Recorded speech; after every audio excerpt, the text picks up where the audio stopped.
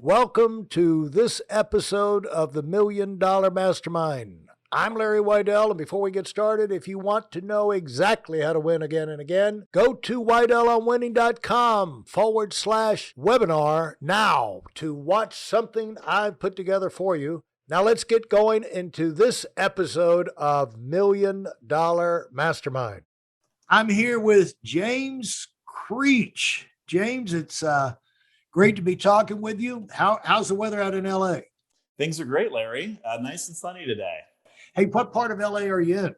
So I'm in East LA, Eagle Rock, right between Glendale and Pasadena. Okay, pretty spot. And James has a software company called Paladin Software, started in 2016. The revenues are closing in on $4 million right now. They're in 25 countries, 5 continents, and mainly really on the attack, focused totally on helping companies expand their brands by working with influencers, running campaigns to grow and expand their sales. So let me ask you this. When we started earlier, we were talking about emerging out of the Wild West. That's a competitive, it's got to be a competitive business that you're in. How do you guys go about differentiating yourself other than one client at a time? What are you doing? Are you using your own game plan to build your brand and to expand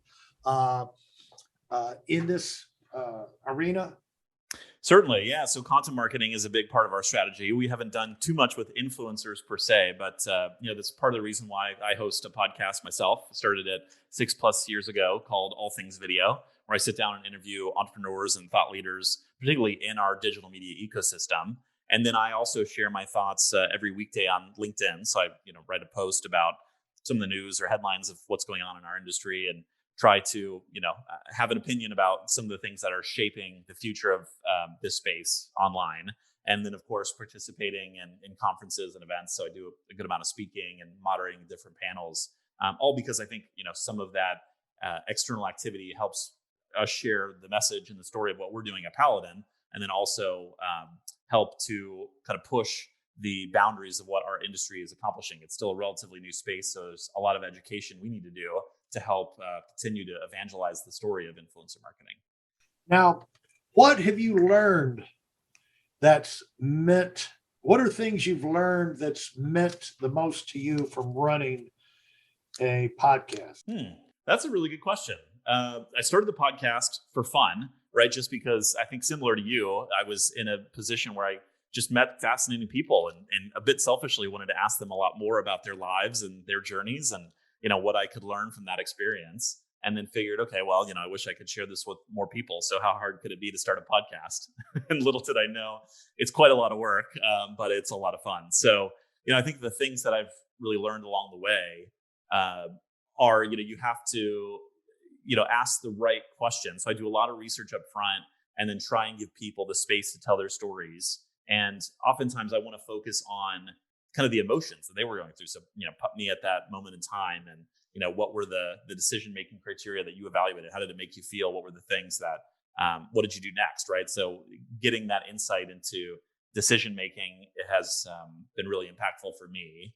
And then, I think it makes you hopefully a better listener and someone who's better able to kind of get people to share the lessons that they've experienced. So how do you encourage people gently to open up? And I do that oftentimes by being very vulnerable and sharing some of the things that I've learned as well, right? Kind of creating that safe space for dialogue. And that's often leads to the best conversations is, okay, well, here, let me tell you the times I've messed up and what I learned along the way. And that makes other people more willing to share as well.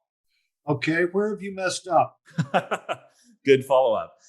There's a lot of things. One of the biggest pieces of advice that I give to other entrepreneurs that I advise or mentor is really go deep before you go wide. So what I mean by that is find something that you can be the best at the world and nail that one thing really well. It's easy to get distracted by the bright, shiny objects early on. And it's easy to say, hey, we do everything, or we do a million things. But much more interesting is to do one thing very, very well And it's much easier to tell the story. It's much easier for people to understand exactly what you do.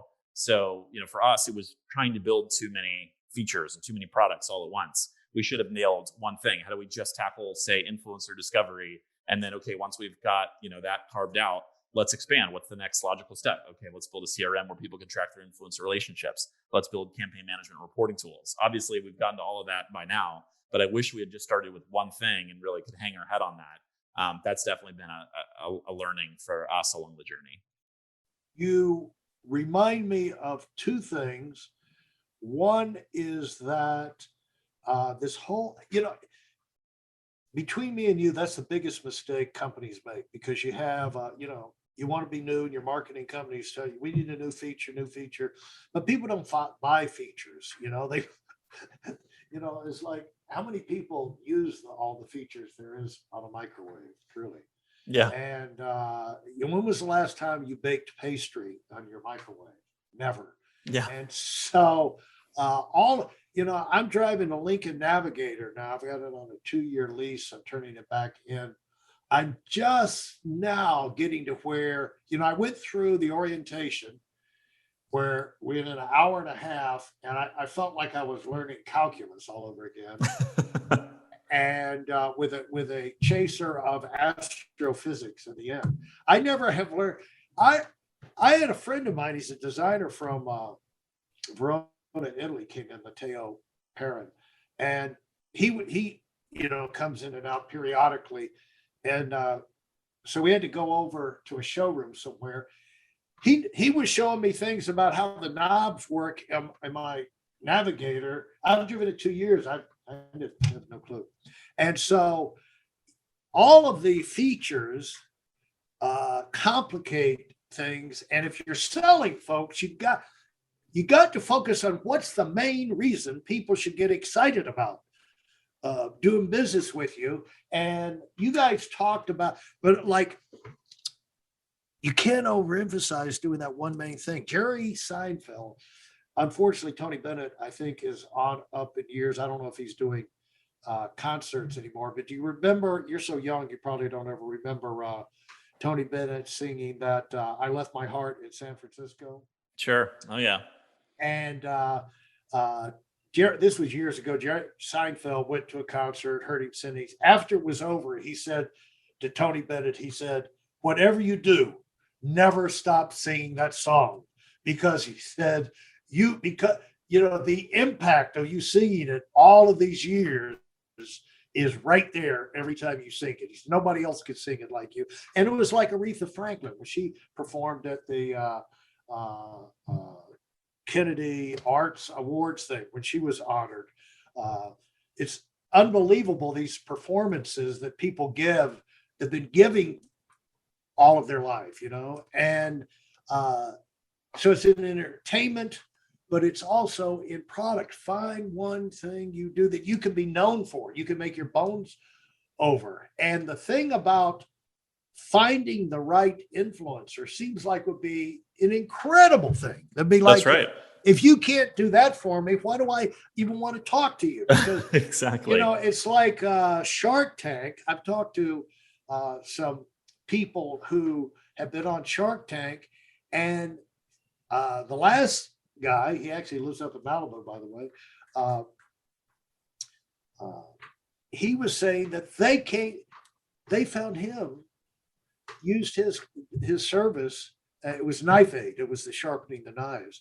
And they used the product, saw it on Instagram, and they sought him out. And he said, how did you find me? He said, well, that's how we find a good number of our people. We have tryouts, people send stuff in, but that's not enough. We have to go out and look. And so, that's a good show for your service right there. That's right. I'm sure they've got a budget.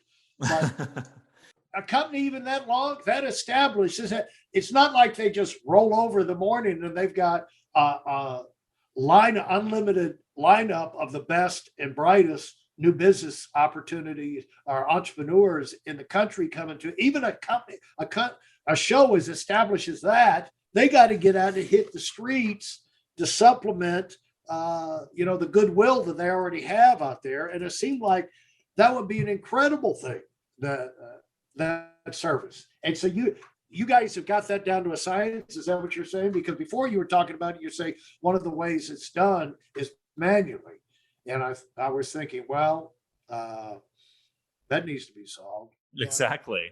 We're taking Yeah. people out of the Stone Age and helping them do it, through technology. So automating a lot of their processes. And you're right. We try to sell not on the features, but more on the benefits. So, sure, we've got all these great tools that can help you find the influencers and manage your campaigns. But at the end of the day, the value we're creating is, hey, let me give you several hours or days of your life back. And hey, let me help you run a more successful campaign. So you know that your marketing spend is being allocated wisely. You're not just shooting in the dark. And then giving you this centralized information. So if someone's out on vacation or someone leaves the business, you've got this historical knowledge. It's not lost with an individual. It's actually kind of organized and owned by the company. So we try to communicate, these are the values that we deliver. These are the benefits that the software can provide. Hey, listen, there's a lot of information online, but there aren't a lot of people who've actually done something. In my case, I've actually built a successful business that's accrued over $5 billion in assets under management and has done well even during trying times.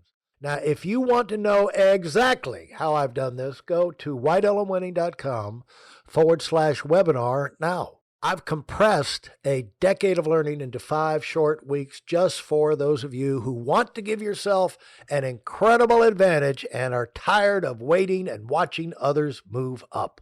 Well, we're talking about marketing and expansion and finding clients with influencers, but really there's power in partnerships, folks. Whatever your business is, there's power in partnerships, linking up. That's what even the big boys do. And that's why they're always buying and selling other companies. Like when Google bought YouTube, Google did not create YouTube. Google bought YouTube, and they were damned to hell for their stupidity at the time too. Like, all the critics and analysts said, how stupid can you be? People posting their home videos. No, what a waste of money that is. Uh-huh. And so, but they've got it. They were proactive in building those partnerships. And so if you're out there and you're trying to be only the lonely, go it by yourself, it's a tough, life is short, but you can compress time frames. You can learn from the best. The best do this. And, they'll try and develop it internally. You'll see a lot of companies, but then it's like, let's just go buy the best out there. Somebody emerges that's doing it incredibly well. That's why you see these 25, 30-year-old multi-billionaires. They figured some niche out and they put it together and they got gobbled up by one of the fangs, And so the thing is that it seems like that finding the right influencer, it's kind of like finding the right partner. That seems to be, it could be as revolutionary as this computerized fingerprint matching or facial recognition matching. They get a picture of what somebody looks like, they put it in the computer, and the thing goes through thousands in a couple of minutes and comes up with somebody, who's got that same profile, facial profile or fingerprint thing. Like, we got him, or DNA match, And so it seems like what you got going, you guys should spread like the plague all over the globe.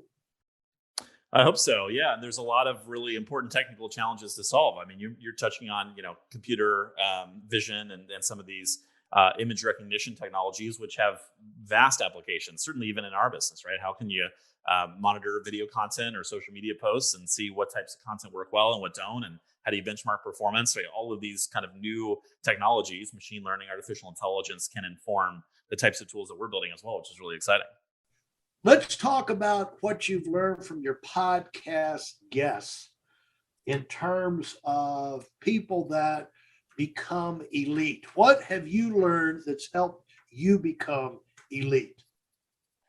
Yeah, there's a lot of probably habits and practices that I can pull out from all of the successful guests I've had the fortune of interviewing over the years. I'd say the biggest thing is the most successful people have a practice of self-reflection and improvement, right? So what is your methodology for that? For a lot of people, it's having a peer group that they can learn from. So coaches, other entrepreneurs that they can share their stories with, mentors. Oftentimes it's, creating the time and space to not just focus on the tactical, but the strategic, right? So I call it, there's stuff you do where you're doing things within the business, but you also need to create time in which you're thinking about the business and separating those two. So carving out time for reflection and strategic opportunity process. And then I'd have to say that, I think personally that those with the longest term horizons and success are those that are giving of themselves. So it's not just about me and how do I get ahead and make the most money. It's really about, okay, what can I give back? How can I, I remember when I was, a kid fresh out of college and I needed my break. So how can I make sure to be responsive to those who are, reaching out, who are earlier on their journey and pay it forward? Or, what can I do to be helpful and be a connector of people or inspire people? And I try and reflect that in the work that I do, not just with our team, but in the coaching or advisory and mentorship work that I do with others. Is you constantly have to find ways to give it back, because that's going to lead to, that you just put it back into the universe, and that's going to reward you tenfold long term. Let me point out something that you probably have already realized, but the reason why the best and brightest people that you've had on your podcast are the people who don't just do their business, but think about their business, is because they are the ones that have spent time all along the way thinking about how to improve their business and improve their performance. The way you get a knife sharp is you got to keep sharpening it. The way, like iPhones, what are we in the 17th iteration of the iPhones? Or maybe it's more now. And you got to keep improving. And the people who are elite have gone through various, constant reinventions, refinements, and got more efficient, developed other skills, have continued to refine their staffing and simplify things. As a result, their volumes and production have continued to go up. And this is why I was excited to talk to you, because you're focused on growth and getting big. And the reason people should care about that is there is a gravity in business called you either grow or you die. And dying does not come necessarily immediately. It goes through stages where you flatline, you start to flatline, and then you get bored, and then you slump, and then you sail away into the sunset. And the only alternative to that of being able to stay fresh and inspired and motivated is to grow, is to get better. And if you're focusing, you were listening to James talk about, the best and brightest people. The best and brightest people are the people who do the best job at thinking and noticing what can we do to be better. And you don't have to be better 1,000%. If you're better 0.1%, 1% per year, over the next rest of your life, all that continues to add up. It compounds. That's right. And all of a sudden you got huge separation between you and everybody else, and they can't figure out how you went and left them behind. It's because you were constantly improving. So do you agree with that, James? Oh, 100%. Yeah, I feel like we're doing Stephen Covey proud, because we've touched on so many of the 7 habits, I think, at some point throughout our chat. But sharpen the saw is definitely one of the most important ones, right? You got to put in the time and the work to reflect, to learn, to challenge yourself, and have others challenge you as well. And that's the only way to improve over time. Absolutely. Well, thanks so much, James. It's been great. If you enjoyed what you've heard and are dead serious about finding out for yourself exactly how this works in the real world, I've taken the most valuable business lessons I've learned over 40 years and put them into something for you to watch. Go to whiteelmwinning.com/webinar now in order to move up as fast as possible. I'm Larry Weidel, and I run the $1 Million Mastermind. Go, go, go.